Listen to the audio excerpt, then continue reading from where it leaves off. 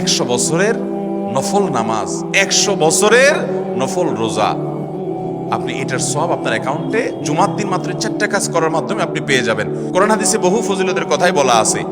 এত বিপুল পরিমাণে, এত অধিক পরিমাণে সওয়াবের কথা যে কারো বাসা থেকে অনেকের আছে যেতে 500 স্টেপ পড়বে। 500 স্টেপ পড়লে কতটুকু হয়? সামান্য একটু জায়গা যেতে 500 কদম হয়ে যায়। অনেকের বাসা থেকে যেতে 500 কদম পড়ে 300 কদম হয়। তো সে এই 500 বছর নফল নামাজ, নফল রোজা, রাত ভর দিন ভর করার সওয়াব, কন্টিনিউয়াসলি করার সওয়াব মাত্র এই মসজিদে গেল আসলো, এই 4টা শর্ত পূরণ করে সেটা সওয়াবটা পেতে পারে।